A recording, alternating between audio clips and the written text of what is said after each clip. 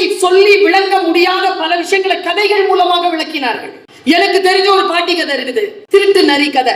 வாழருந்த நரி, நரி எப்ப பார்த்தாலும் திருடி வருமா. குடியானவன் பார்த்துக்கிட்டே இருந்திருக்கான். இந்த நரி இப்படி திருடு சொல்லிட்டு ஒரு நாள் வாழை வெட்டிட்டான். நரி ஓடிடுச்சு. போய் அதுக்கு ஒரே அவமானம். வாழ இருந்த நரின்னு எல்லாரும் கிண்டல். இது குழந்தைக்கு சொல்லப்படுதுங்க. திருட்டு வேலை செய்யறதுக்கு வாழ இருந்துருச்சு, அவமானம். அந்த நரிக்கு தாங்கவே முடியல அவமானம். நேரா அந்த நரி தன்னுடைய கூட்ட தலைவன் கிட்ட கேட்டுச்சான், எனக்கு எப்படி மானம் திரும்பி வரும், முதல்ல வாழை கொண்டு வா. அப்புறம் நேரா குடியானவன் கிட்ட போச்சான். சாரி, என் வாழை கொடு, நான் ஒட்ட வச்சுக்கிறேன், உன் பக்கம் வர மாட்டேன். சரி, வால் வேணும்னா என் மாடு இருக்கிற ஒரு சின்ன கொஞ்சம் கோழையில கொஞ்சம் பால் கொண்டு வந்து கொடுத்துட்டு எடுத்துட்டு போகணும் குடியானவன். ஆனா ஒண்ணு, யாரையும் கேட்காம எடுக்க கூடாது, கேட்டுட்டு தான் வாங்கணும். நரி நேரா போச்சான், மாடு கொஞ்சம் பால் கொடு. குடியானவன் கேட்கறான், என் வால் வாங்கணும்.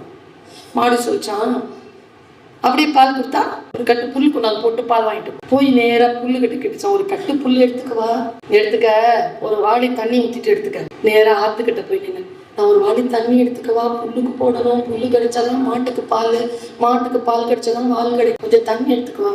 என் கரை உடைஞ்சிருக்கு, கொஞ்சம் மண்ணை கொட்டிட்டு தண்ணி எடுத்துட்டு போச்சு.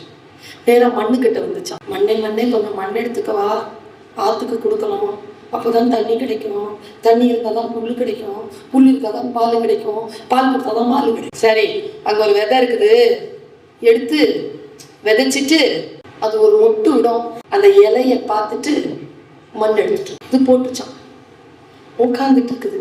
செடி முளைக்க ஒரு மாசம் ஆச்சு. ஒரு மாசம் வரைக்கும் ஒரு இலைக்காக காத்திருப்பது எவ்வளவு பெருமதியானது, ஒரு பொருளை உற்பத்தி செய்தல் எவ்வளவு பெருமதியானது என்பதனை காலத்தால் தான் அது முடியும். காலத்திற்கு நாம் பயந்து கொள்ள வேண்டும்.